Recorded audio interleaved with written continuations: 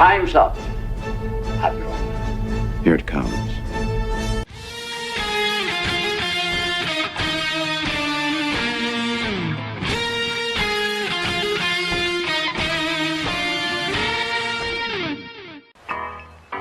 All kids out of the pool for Adult Swim. All kids out.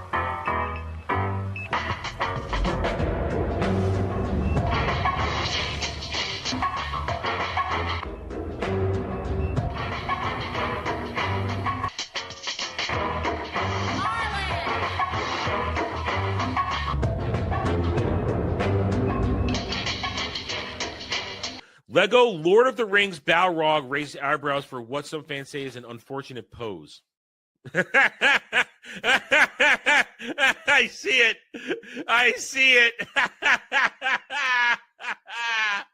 Oh, I see it. It's taking a piss on Gandalf.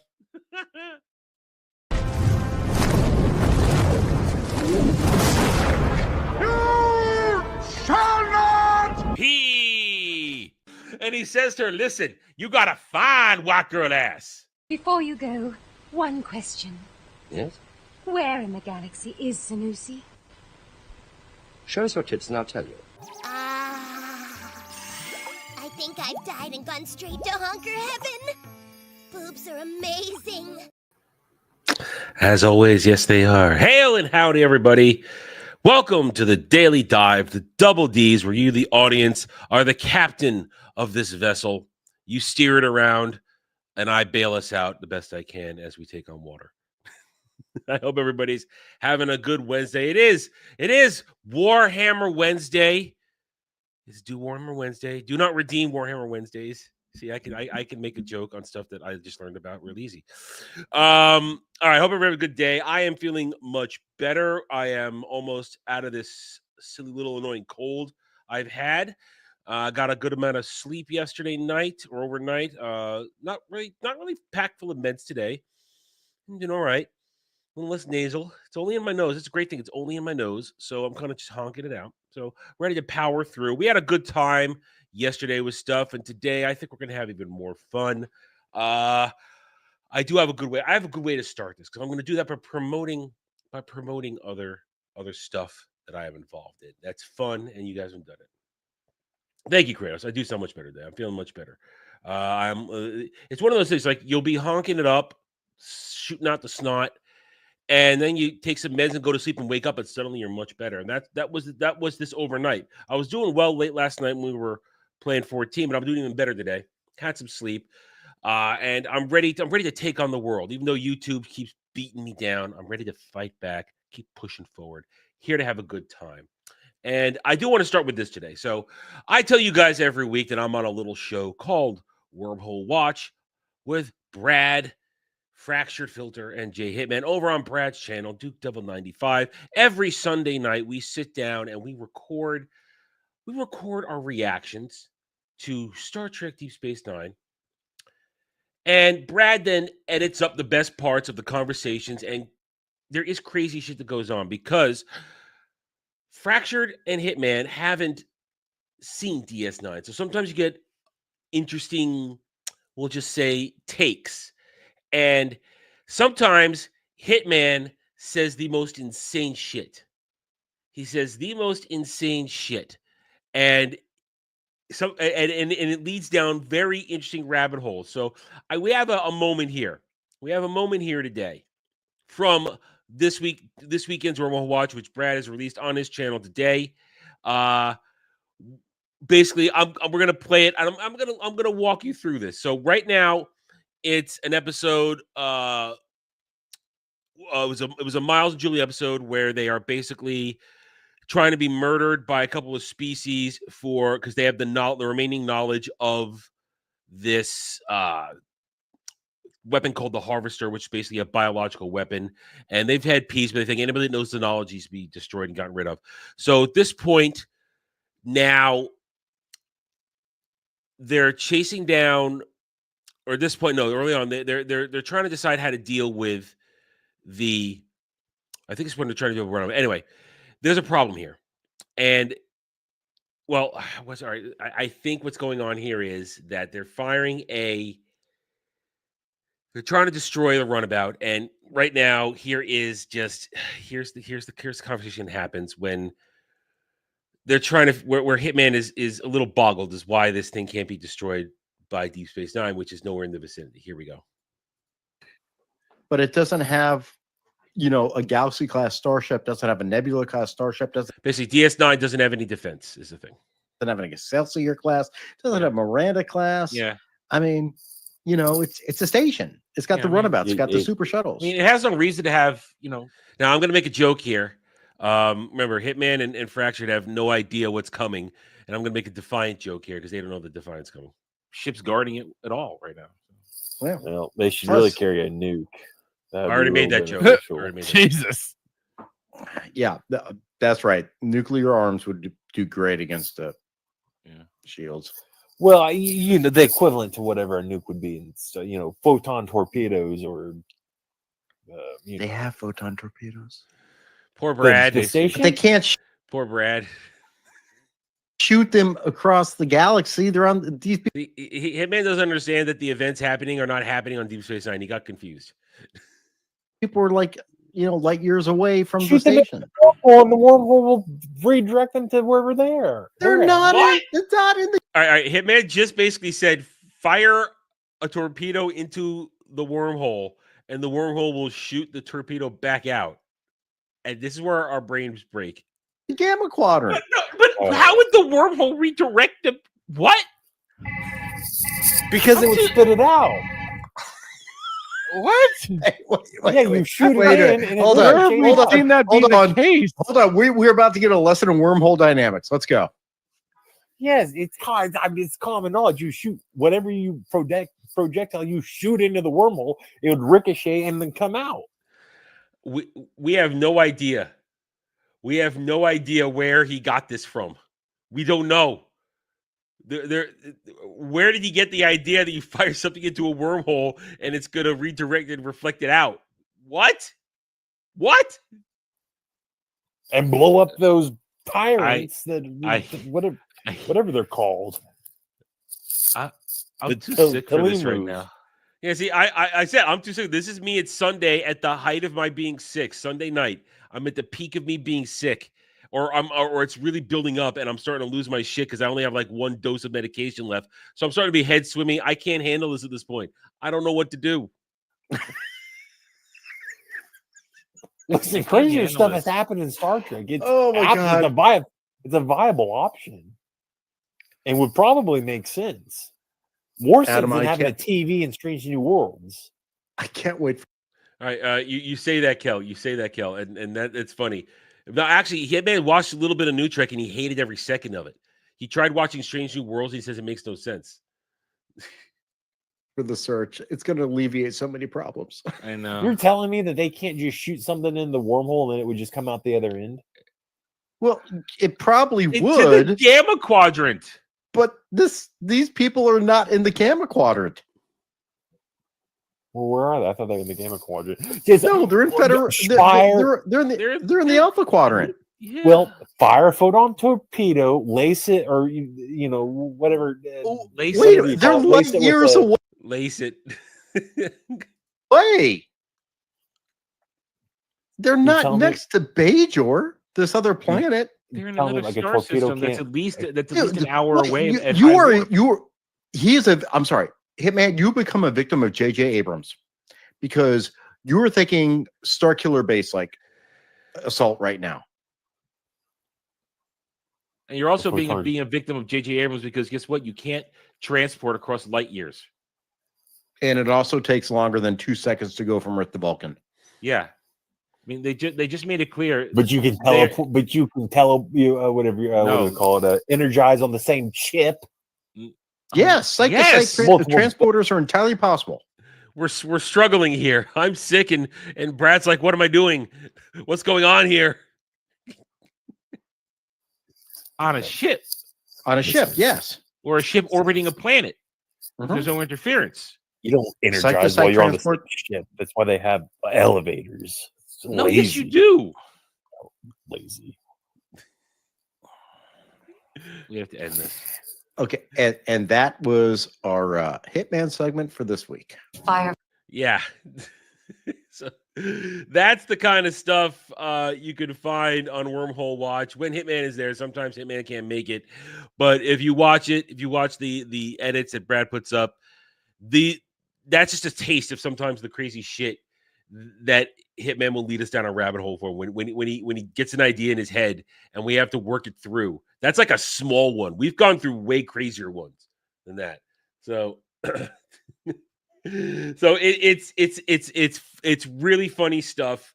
And also in there, sometimes we get serious Star Trek discussions where a good question is asked and Brad and I go into super Star Trek nerd mode and we answer a lot of stuff. So tune in. It's live on Brad's channel right now. Check it out. Well, we have a great time. We are more than halfway through season 2. We've got another 5 weeks of what we call the season 2 slump, the wilderness of season 2, the slog before we get to Blood Oath in October and things get better on DS9. So check that out, guys. It's a lot of fun. I enjoy talking Star Trek each week, and I'm being good. I am not skipping ahead, even though I want to at times. I am not firing up some DS9 episodes and watching and getting ahead. I'm leaving it every week so that I'm fresh for it. I'm ready. So thank you for enjoying that. I enjoy it there. And I hope you guys should watch it. It is a lot of fun. We have a good time with that. Other than that, it is Warhammer Wednesdays, and Kel, for $20 to kill one's enemies, one must understand their enemies. That's right. Today we're gonna have a Tyranid video from I just forgot his name, Arbiter Ian. I just forgot his name. I'm thinking too quickly. Another Arbiter Ian video on Tyranids. So we will be checking that out in a little bit. But of course, it is the norm. We have to go through the normal routine here. Here's how the show works, guys. $5 for an Adam rant on anything you may like, within reason. $10 to rent me to play a video game for 30 minutes. Then $10 to also ask a simple question. Adam, what do you think of this? How do you feel about that? And put us down a rabbit hole. It could be a silly question. It could be an actual question where we go on a journey together, have a discussion. $50 to have me do an instantaneous reaction, hot take, one might call it, to an article during the news segment, or one you may have found that I may not know of you want me to react to. Same difference. $15 for that. $20 to make me watch a video. And $30 to have me do a review live on stream of an episode of television or a movie. But you always got to give me a couple of days because it takes time to sit down and do that. And I've always followed through. It may take a few days, but I always follow through on all these promises I make to you fine people because I keep my promises 99.9% of the time. There's always that little bit of slip where I may fudge something. But it is rare. So there it is. All right. Listen, double girls are fun. They're fun. It can be fun. Every moment with a double girl, you will go double. All right, let's get to the news and see what we have in store for us today. Let me do refreshes. It has been about half an hour since I loaded these up. Make sure everything is tippy top. Oh, that is not something I want to see at the top of this one right here. Jeez, good. Oh, wow. Okay, yeah, I'm not surprised there. All right, let's get into the news. Right off the top of the bat, Pedro Internet Daddy Pascal circling lead role in Todd Haynes' gay romance Denoche as production plans restart. Well, I don't think Pedro's going to have to do any research on that. Finally, a role Pedro Pascal is perfect for. Elizabeth Banks to play Karen Reed in Amazon limited series about murder trial. I don't know. Well, I don't follow crime stuff, and I will not watch anything with Elizabeth Banks because she's a terrible person, and she's bad at her job, too. Joe Bob's Splatterwing 200th Last Drive-In episode sets shutter date. Oh, is that Joe Bob Briggs? Oh, yeah, it's Joe Bob Briggs. Man, Joe Bob Briggs has still been doing this shit all this time? Wow. Damn. Man, Joe Bob's Drive-In Theater back in the day on USA Network when it was still a fledgling show late at night. That was a thing, if you remember that. Joe Bob, he would come out in the cowboy hat and everything. Joe Bob was all right. Hostage director Isabel Sieb signs with Verve. I don't care. I never heard of you.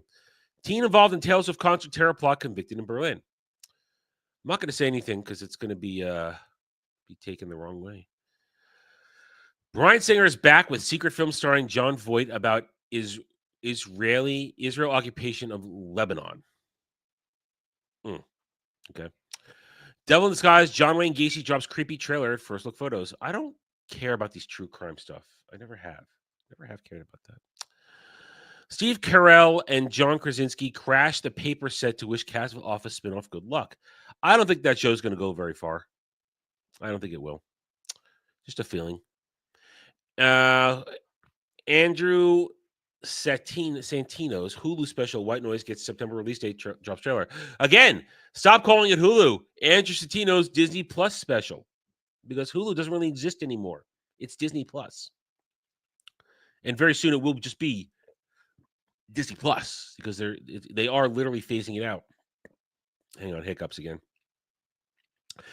Pluto to stream full seasons of Matlock, Ghosts, and more as part of on-demand streaming partnership with CBS. You mean Kathy Bates Matlock, the Matlock which everybody forgets exists, because there's only one Matlock, and it was Andy Griffith. Don't try to tell me Kathy Bates is Matlock. Don't tell me that shit. I don't want to hear it. Original Harry Potter director saw photos of new Hagrid wearing exact same costume we designed, thought, what's the point? It's more of the same. Yeah, I mean, we've said it before. When it comes to this Harry Potter reboot happening, it's going to go one of two ways. It's either going to be brilliant or utter shit. And it's either going to be loved or massively hated. And right now, as it breaks down, there's a lot more hate than love going on. Let's be honest. One quick second. I have to blow my nose. 1 second.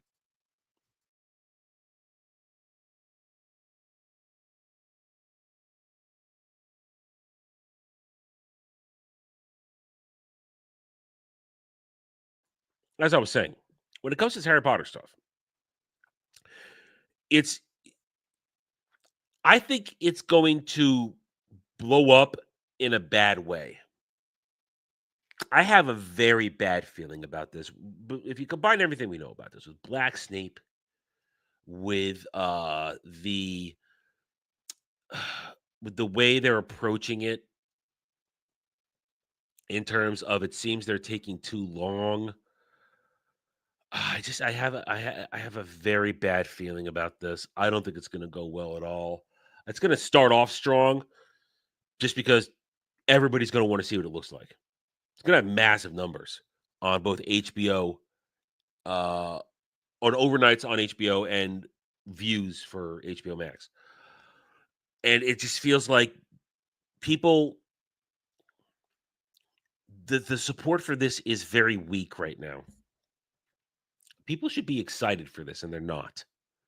It's the same you could say for like with Disney Star Wars. People should be excited for Star Wars, but they're not.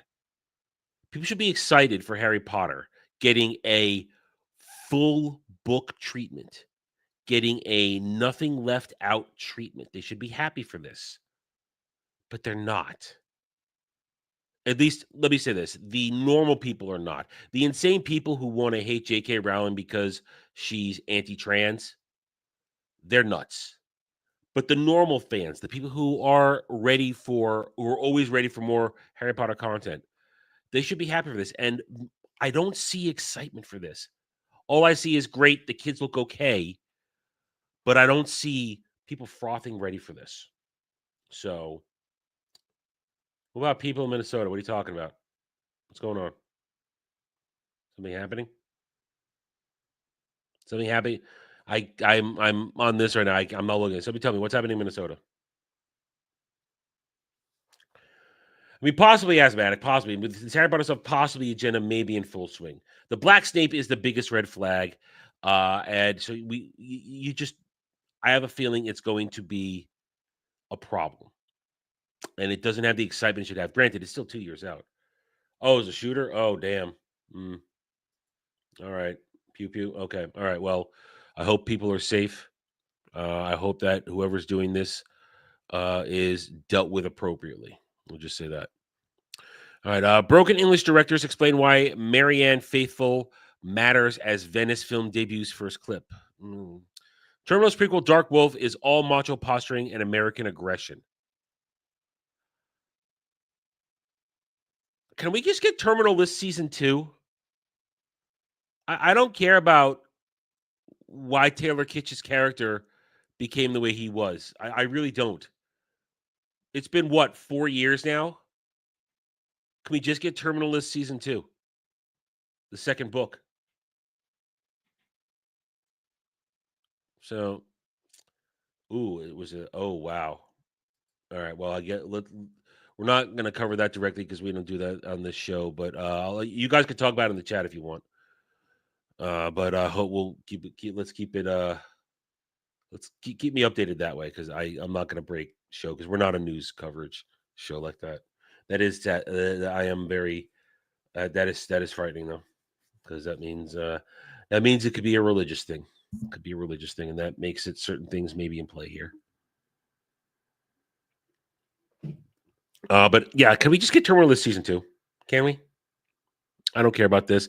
And to say all macho posture and American aggression, that sounds like they don't like it. Yeah. Yeah. They don't want us to have what we want. They don't want us to have it. All right, let's keep going. Monster, the Ed Gain story. I don't know who that is. Hallmark's Grand Ole Opry Christmas movie adds Sharon Lawrence, James Denton, Rob Mays, and Luke Benward. Yeah, that's just going to be safe Hallmark crap. Sweden selects, don't care. I see Sweden, I don't care. California awards $256 million in TV tax credits to the studio. Snags $13 million for season 2. Fuck California. Fuck California.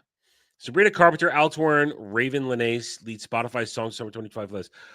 I don't know who I mean, I know who Sabrina Carpenter is because I see her name, but I've never heard her music once. I don't know who and she looks like a child. I don't know who any of these people are. I don't know music at all anymore. I don't. I remember last time I listened to real music. Exactly. That's my question too. I mean, it's a whole book series. So I need to know how he lives. I'm very curious how he goes on to be in multiple books. I want to know. CW Pac-12 extend rights deal through 2030-31. Sure, CW still doesn't make any money. Travis Kelce launched American Eagle Collection after this whole thing. I'm sorry. Nobody's going to buy clothes because of Travis Kelce. Nobody's going to buy clothes. No, so nobody's going to do that. FCC chairman urges Google to get a deal done to keep Fox channels on YouTube. AG has no authority to intervene in dispute. That's the thing going on. Whatever. Not gonna look at that. Let's see. Anything here as we just look at this. I don't even know who she is. Let's see. Anything interesting? Nope. John Williams says he never liked film music very much. Oh man, I'm just kind of curious what he means by that, because he's the greatest film scorer of all time. He is the greatest film score maestro of all time. Alien Earth star David Rysdahl on the Lost Boys viewing Arthur as parental figure, distrusting Prodigy Corporation and more. Yeah, I'm hearing that show. Jed is still pulling his hair out over that show. Maybe we'll get him to talk about it more this weekend. Disney sues Dish Network to block Sling TV's short-term passes, alleging they violate distribution agreement. I guess that connects to that thing we were talking about the other day, where I asked what the hell Sling was. I don't. This thing is. I don't. People actually caring about this hurts my brain. It's retarded. I don't care that they're getting married. No, I've never heard "Wiggle Your Snake" by Sabrina Carpenter. I didn't even know who the fuck she was for a year. I just saw this tiny, skinny little white girl who looks like a 12-year-old girl doing sexual poses while she dances. I'm like, who the fuck is this chick? Who is this chick? I've never heard of her. I've never heard a moment of her music, at least not knowingly. It may have passed by on television or a show or something, maybe in a game or a trailer. I have never heard it knowingly. I can say that honestly. So, all right. So let's see. I think we've had enough of this one. Let's go on to IGN. IGN. Microsoft is beta testing more cloud games and PC crossplay for Game Pass Core and standard subscribers. No, let's not do cloud games. It's a bad idea. Karen Gillan says her Jumanji costume was commentary on the male gaze. Karen, please don't speak. You were smoking hot in that, and everybody loved to look at you because you are a beautiful woman. So don't go backwards, please. Sony announces, oh yeah, she's apparently going to be in the new Highlander movie with Cavill. That got announced a few days ago with Dave Bautista. Ugh, I've lost a little faith in that movie. Sony announces PlayStation Plus monthly games. I don't really care about that. I never take advantage of that myself. Former Black Panther dev joins Wizards of the Coast for a new game project. Remember we talked about that a long time ago, the Wizards of the Coast games, and who's in charge of that stuff. A bunch of retreads who have ruined gaming for the past several years. Part of the Sweet Baby ilk. Part of that ilk. So don't buy a Wizards of the Coast game because they're not making it for you. They're making it because they hate you and hate what you stand for. Dragon's Dogma 2 director Hideo Itsuno knew it wouldn't appeal to everyone, but figured it would attract a certain type of audience. I think the biggest problem with Dragon's Dogma 2 is that the launch was fucked because it was broken for a lot of people. It didn't run well. That's what I remember. It didn't run well. And listen, sometimes I'm still curious, should I try Dragon's Dogma 2? But I remember it didn't run well. I remember Dermy complaining he couldn't get it to play. I remember a couple of you guys were saying it kept crashing. So I think that was a lot of problems. It was just so much space and not running well. That's what I remember, which I think why it fell off. Harry Potter movie director. Okay, we already saw that. I still think Nick Frost was a bad cast for Hagrid. I think it's a bad cast.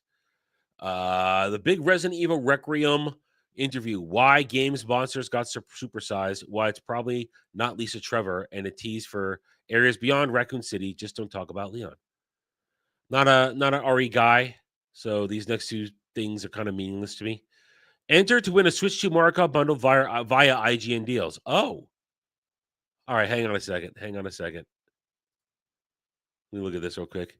How do I do? Enter sweepstakes here. I'm an IGN registered user. Oh. I have to register at IGN. I might do it just for shits and giggles. Once in a while, enter a contest to see if you win it. Nick Frost Hagrid looks too skinny in those pictures. That's the problem. He looks really skinny. I mean, yeah, great for Nick Frost. He's lost a lot of weight over the years. Good for him. But let's get a little prosthetics on. Hagrid's a big, beefy, large dude. Now, granted, they're going to do some special effects CGI work on that, but still. It doesn't look good. Gears of War Reloaded gets off to mixed user review rating on stream. Uh-oh. Wednesday Season 2 fails to hit record-breaking numbers of Season 1 so far. We've had this discussion. Don't take 3 years. 3 years to release it. And also, maybe don't split it up. Maybe have it be a weekly release. Sisu Road to Revenge exclusive Red Band trailer. I don't know what that is. No Man's Sky's Voyager's out now. Updated now. Check out the patch notes. Once again, it would take a lot for me to go into No Man's Sky. It would take a lot. A lot. Nintendo Switch 2 has sold 2 million units in the US, 75% ahead of the Switch 1's pace. Listen, For all my bitchings and moanings about how I think they could have done better in launch, it is a successful launch. And harken back to the video I made earlier this year that the Switch 2 could end up being the largest selling console of all time, objectively speaking, without having a dog in the race. So, and I got attacked for that one. People said, "What are you talking about?" Well, hey, it's off to the races. Other than GTA 6, Star Citizen is probably the biggest budget AAA game, Chris Roberts says. Yeah, a game that's never going to come out. It's been in beta test, early access for over a decade. How long has Star Citizen been like that? How long has it been like that? Because it's been going on forever. And people have sunk, I think some people have sunk tens of thousands of dollars into that game for what they have in it. And then what's going to happen if it ever goes live? All those people who sunk all that money, is their shit is it going to roll over to the live game? Or are they going to reset? I just wonder. I'm never going to play that game. Fuck that. Atari snaps up 5 dormant Ubisoft franchises, says it will re-release them on new platforms. Well, there you go. Ubisoft losing content. Elden Ring superfan. Oh, they just changed that. We just watched the headline change live as I was clicking. Oh, fuck that. Don't care about that. Okay, let's read that. Elden Ring superfan Alex Garland put together a 160-page draft script with 40 extra pages of images and to convince them to play. Okay, this is more important right here. Oh, another clear, obscure game is coming. Episode 33 is one of the stories that we want to tell in the franchise. Boom. Jed and I, we're going to talk this one this weekend. We'll talk this weekend. All right, we're saving this one. Oh, yeah. This is going to make Jed's day.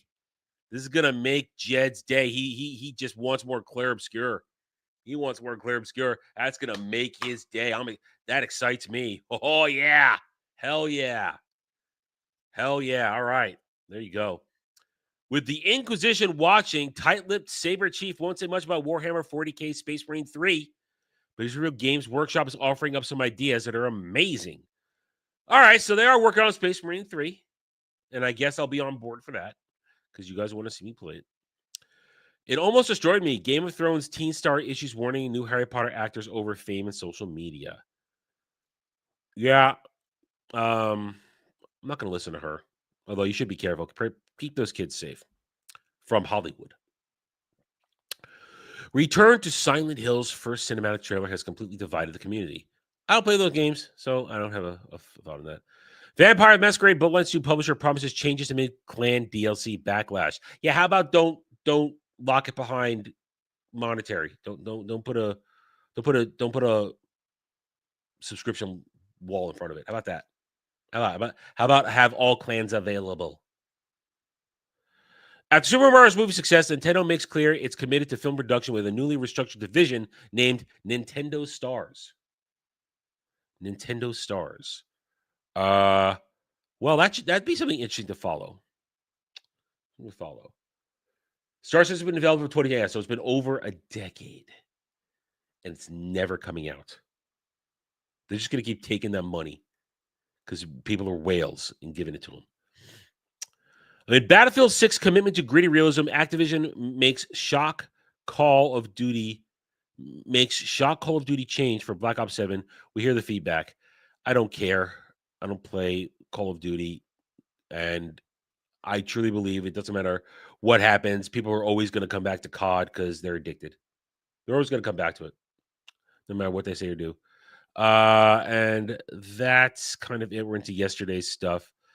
Good news for King of the Hill fans. You're getting another season. Park Place. Hollywood turns on Snoop Dogg for Buzz Lightyear commentary. They will always eat their own if you step out of the dogma. One step out of the dogma, they will eat their own. Amazon to turn Wizard of Oz into young adult modern series with Gwen Stefani and Blake Shelton. Yeah, that's not going to go over well, I don't think. Ooh. Ooh, yeah, that's sound good. I wouldn't exactly call you a whale weasel. There are people who spend tens of thousands of dollars on that game. $70.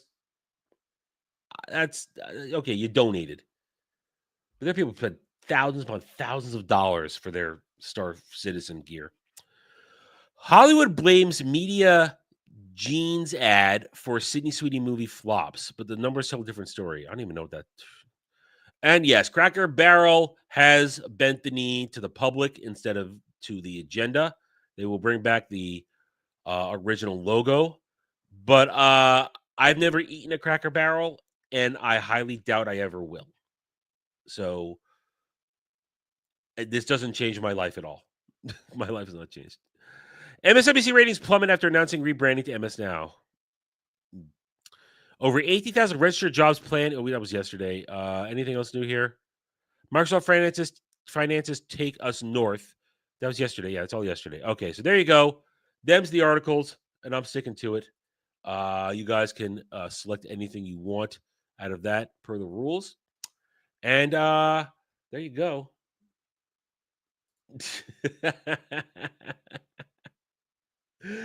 I have never played Raid Shadow Legends. Never played any of that stuff.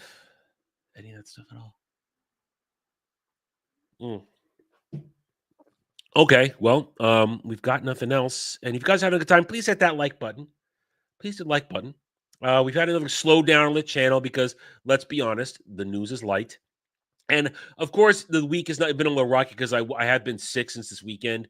So I haven't exactly been bursting with energy to make any videos or seek out videos. It's been kind of hard. So we hit that like button. Hit that like button. Share the channel. Share this and that. Let's do this stuff. Let's keep it going. Let's surge to the future. Surge to the future. Yeah, I've never been into mobile gaming. You guys know that. I've never been into mobile gaming at all. Not my thing. Because usually turn out to pay to win. Usually turn out to pay to win. So, all right, let's see.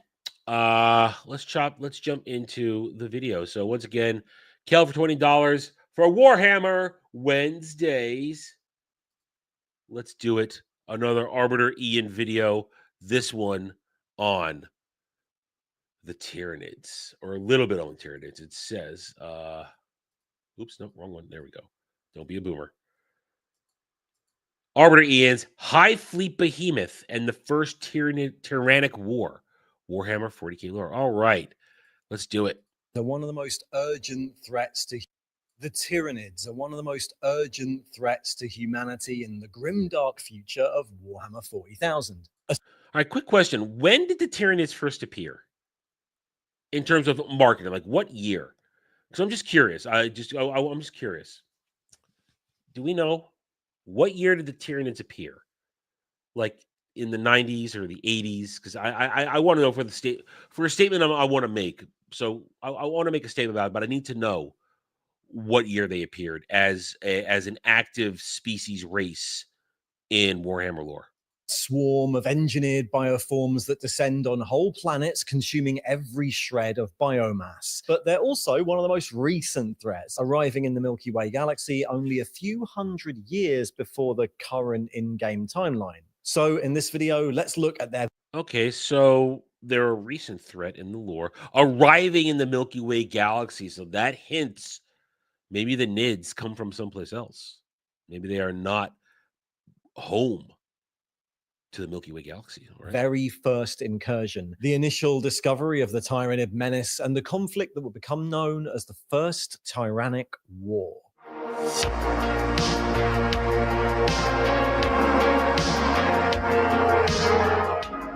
All right. So, Kelly, you say late 80s. Let me just look it up real quick here. Let me look it up.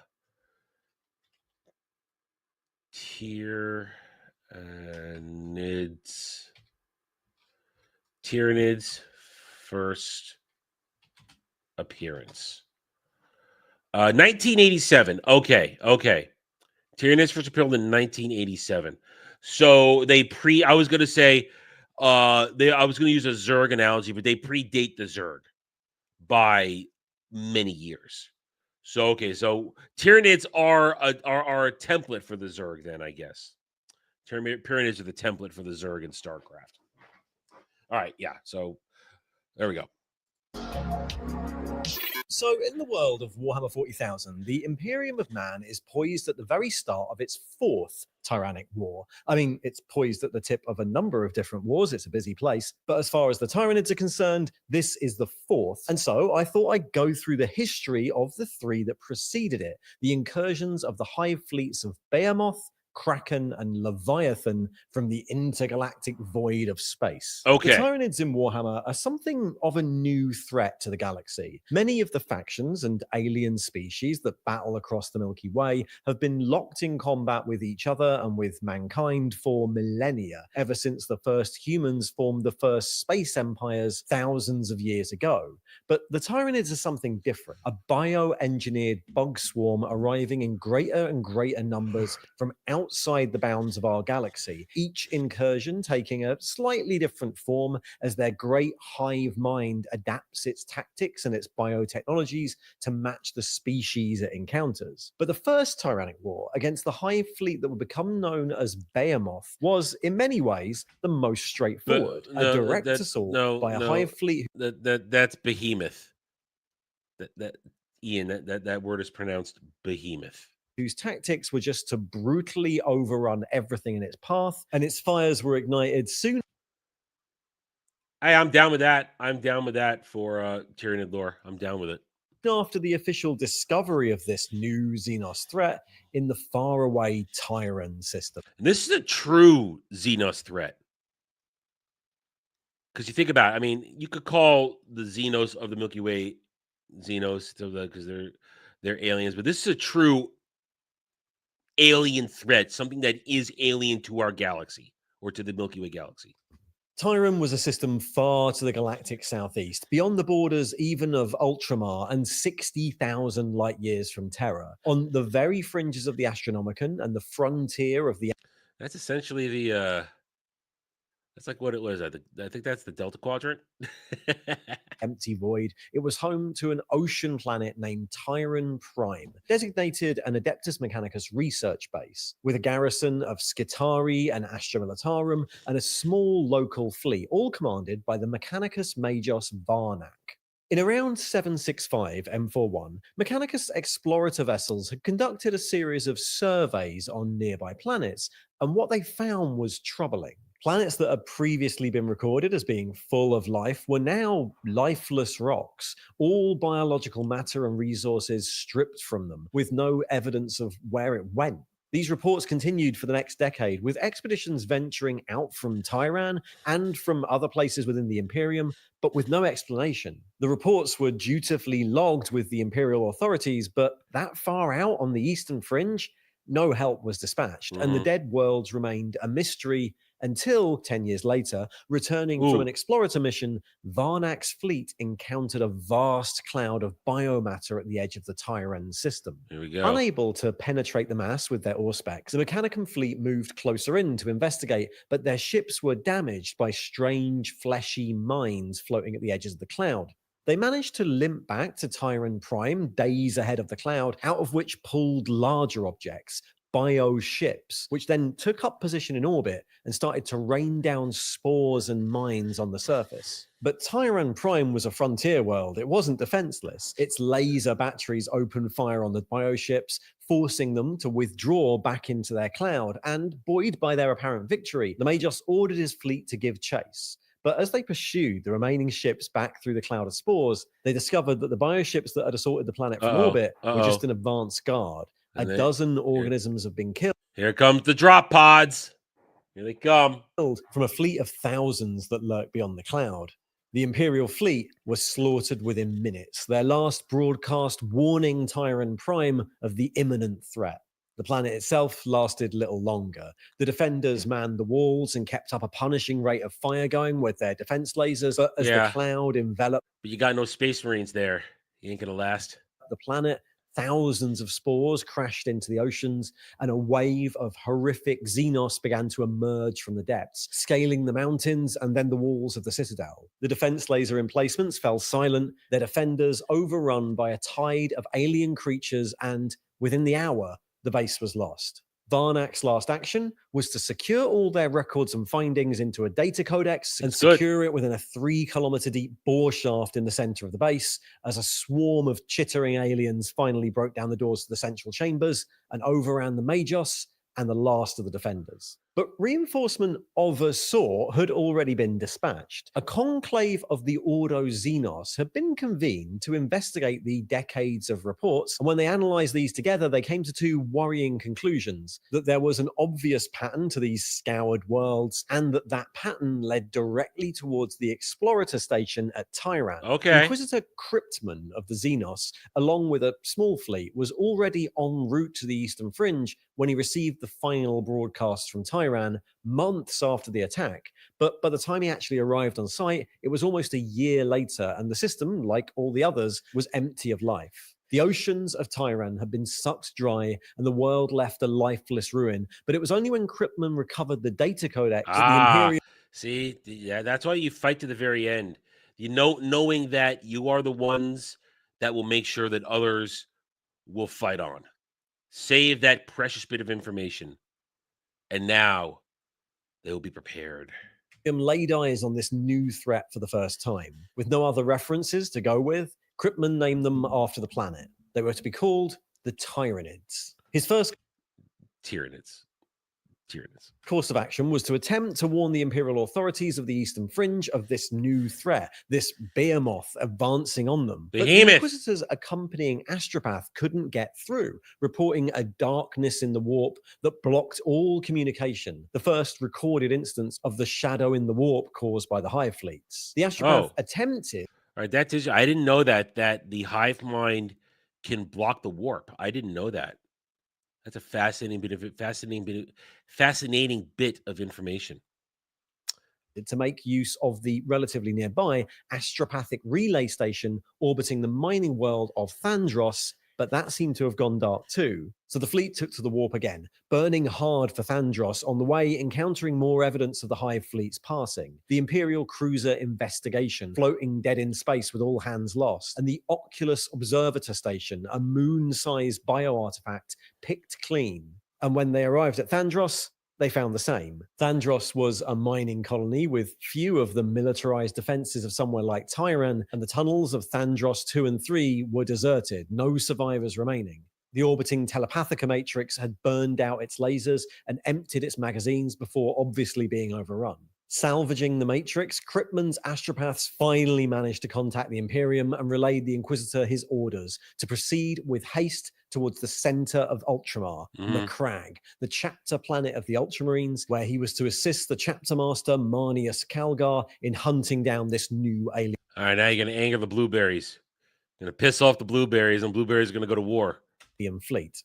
But while the inquisitorial ships had been pushing their way through a warp turbulent with the passing of the Hive fleet, Behemoth had continued its advance. The Tyranid swarm had spent eons in the empty void, and its hunger made it direct. The fleet continued on its northeasterly trajectory, heading directly for Ultramar and then the Imperium, but as it split into numerous separate tendrils, it had come into contact with other inhabitants of the Eastern Fringe. The Orc pirate enclave of Jagger, home to the famed Star Crumpers, led by the freebooter Captain Blackgit, took a considerable toll on the Hive fleet as it paused to feed on the system. The kill cruisers of the Orcs dueling Let's with hear that again. Let's hear that again. We hear that again.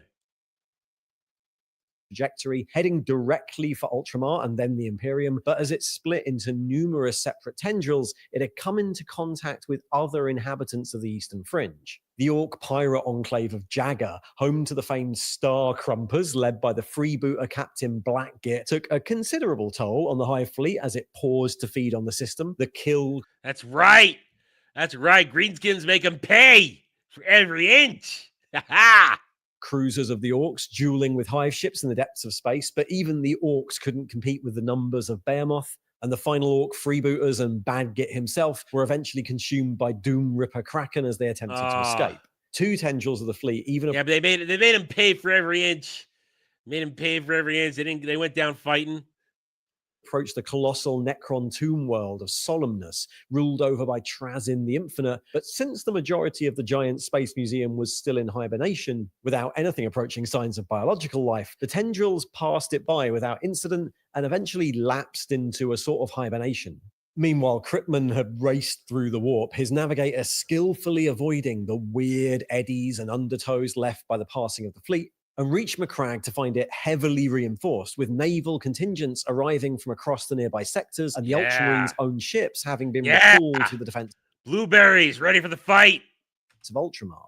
By the time he was finally able to deliver his intelligence to the chapter master, Marnius Calgar, in the Ultramarines' fortress monastery, Behemoth was already burning its way through the outlying systems of Ultramar. Prandium was the first target, a verdant agri-world known as the Jewel of Ultramar. But even its legions of defense auxilia and formidable void defenses couldn't stand against the Hive fleet, and the Astra Militarum defenders was slaughtered to a man by wave upon wave of biological horrors. While some tendrils paused to feed on Prandium, more pushed onwards. One small fleet dropped spores onto the radioactive surface of Calth before rejoining the main body of the swarm, and the system of Sibari, actually a renegade holdout for the Death Shadows Chaos Warband, was consumed by Tyranid tendrils as their leader, the sorcerer Malafor, in the midst of planning his warband's next attack on Macragge, was driven even madder than normal by the looming shadow in the warp.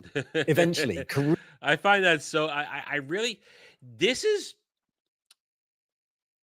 what a good world building story looks like. Something out of nowhere that I won't say would unite opposing factions, but something that everybody who hates each other can then say, whoa, whoa, whoa, okay, let's take a break from fighting each other. We're not going to fight each other. We're not going to help each other, but we're all going to turn our attention now to something that is attacking all of us, something that universally hates us all and wants to consume us all. And I love that kind of thing, because you can get interesting stories where you can have characters who are literally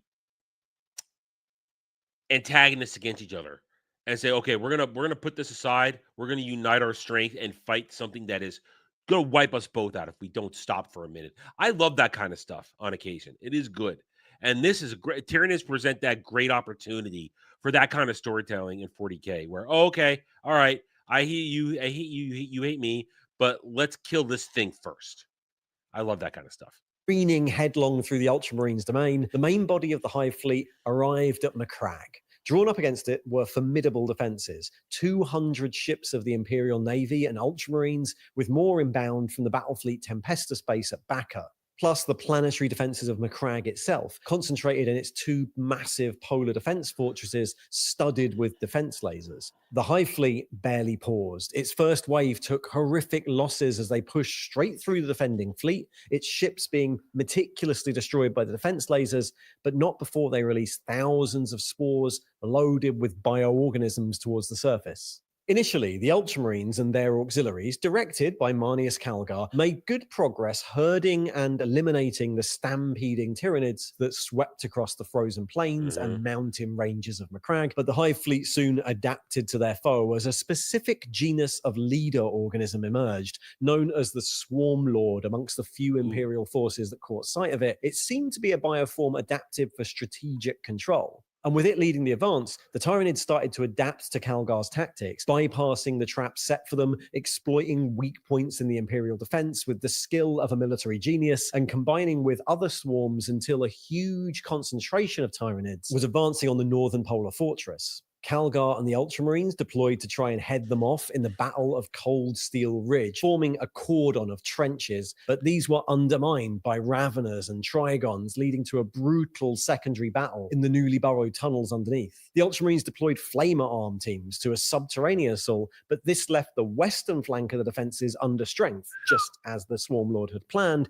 and a herd of Carnifexes overran the armored regiments of the Auxilia deployed in the west and broke through the line. Calgar, sensing that this battle had turned, sounded the retreat, intending to fall back from orbit, but the Swarm Lord tore across the battlefield, sending wave upon wave of organisms at the defenders to prevent them falling back, and finally attempted to kill Calgar himself.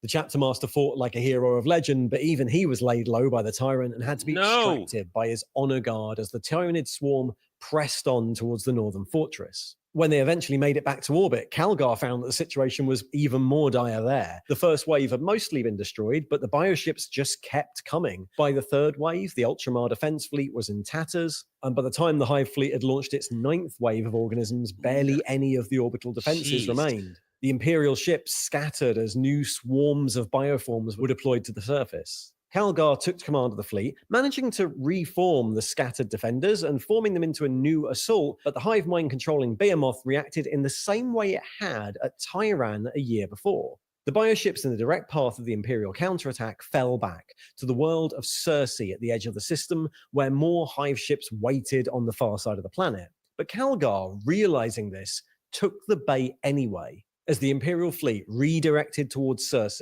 and the Hive fleet parted way before them, and as the new swarm emerged from the far side of the planet, the Mandeville points at the edge of the system opened up, and Battlefleet Tempestus, inbound from Bacca, reinforcements finally emerged. It was the Tyranids' turn to be caught in a trap as the Imperial reinforcements burned into the fray, fresh naval assets dueling with the bioships in the void above Circe and Macragge, until finally, deep in the heart of the Tyranid fleet, and with its escorts destroyed and its decks almost overrun, the Emperor-class battleship Dominus Astra detonated its warp drives. The resulting suicide attack. Yeah, for the Emperor. Everything needed. Rift that blinked into existence in the void took out the center of the cloud of organisms. The biggest bioforms in the fleet sucked screaming into the Immaterium, and the heart ripped out of Behemoth. Returning to Macragge, the Ultramarines found only devastation, especially around the two polar fortresses. In the southern fortress, some survivors still remained, but in the northern fortress, the assaulting Tyranids and the defending First Company of the Ultramarines had fought each other to mutual destruction in its tightly packed corridors and emplacements. The headlong charge that was Behemoth ended there, but the remnants of the Hive fleet continued to plague the area for years to come. Both Macragge and Calth took years to finally purge of Tyranid bioforms, with hundreds of the Xenos rallying to the side of a one-eyed Carnifex in the tunnels beneath the surface of Calth. And Ultramarine scouts and veterans led missions across the segmentum for decades after in search of rogue swarms. Giant bioships assaulted the forge world of Annamheim, allowing heretic Astartes to capitalize on the disruption and assault the Mechanicum stronghold while its forces were in the void. And the nearby Mortifactors chapter suffered 90% losses attempting to destroy another lone ship. Whole splinter fleets made it even further into the Imperium, one reaching as far as the Nephilim sector and coming into contact with the Raven Wing of the Dark Angels chapter, and another assaulting and devouring the Eldar Maiden world of Shao Yor, despite the presence of engines of Vol deployed by the craft world Bieltan. The remnants of the Hive fleet continued to evolve throughout this, with many new strains emerging. In fact, within a century, the Ordo Xenos and the Adeptus Mechanicus Magos biologists had started to covertly study captured bioforms in an attempt to understand this new enemy on the world of Beta Aphelion 4, a project which predictably ended in disaster for all involved when the Tyranids escaped containment. The Red Scorpions sent to investigate the site, stranding the rest of the research team on the planet with the rampaging Xenos. The Ultramarines themselves would take centuries to recover. They were unable to field a complete First Company for almost a century and didn't officially replace their losses until 861 M41, 116 years later. And in all that time, remnants of Behemoth were still being encountered, or at least that's what the Imperium thought. In reality, the first elements of a new Hive fleet were just starting to arrive from the cold depths of intergalactic space. So let's see, we got Gorgon Kraken, or Behemoth, Gorgon Kraken, Jormungand, and Moloch. Jeez. And Hydra, there's another one. And Leviathan. Man, where are they coming from? I mean, I look at that. I mean, think about it. They're coming from multiple directions from the big black. That's crazy. Jeez. That's just crazy. And it looks like here.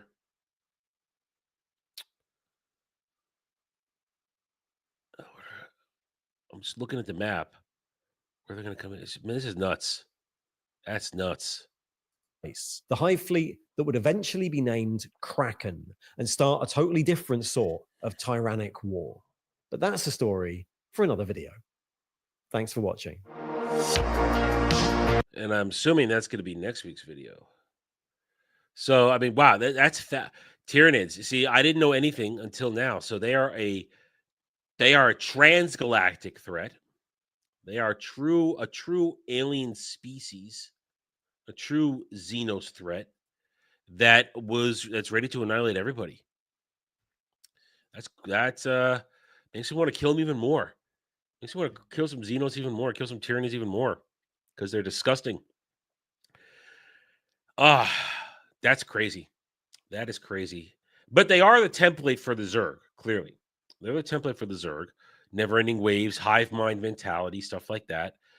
Hey, I'm there for it, though. I love it. Looks like it's going to be... I look forward to learning about more of this over the coming weeks, because that's what Kel says. We're going to be learning more about Tyranids for the next few Warhammer Wednesdays, and I look forward to accumulating my knowledge on that. All right, with that said, it seems we're done. Unless anybody else has anything else they want to throw our way, because it is your show. We talk about what you want to talk about. I have nothing specifically that I want to bring up. So we're going to move on over to the rest of the day. What do we got in store for the rest of the day? It is Warhammer Wednesdays. I believe there will be some Space Marine 2 tonight. All signs point to yes. I'm not sure what time, so stay tuned for that announcement. But it looks like there will be some Space Marine 2 play action this evening. Of course, later on tonight, I will be hanging out with the guys, playing some Final Fantasy XIV. Again, I am not going to be streaming that myself as of yet. I'm still waiting on a couple pieces of hardware equipment to make sure I can properly stream it to you guys.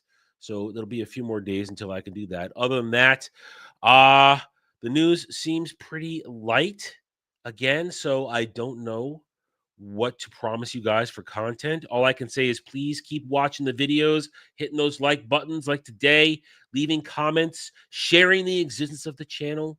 We got to keep it growing. Great things can happen with your help and your support. It's the only way it gets there. Traz and the Infinite doomed an Imperial World to extremis by releasing a single gene stealer. Oh, geez. So I need to explain to me exactly what the spawning process of Tyranids are, because I don't know that. Hopefully one of the videos you have will explain that, because I don't know exactly what a spawning process is. So anyway, all right then. If we don't got anything else, we check stream elements one more time. Nope, we are nothing there. No super chats, nothing. So we are going to wrap it up for today.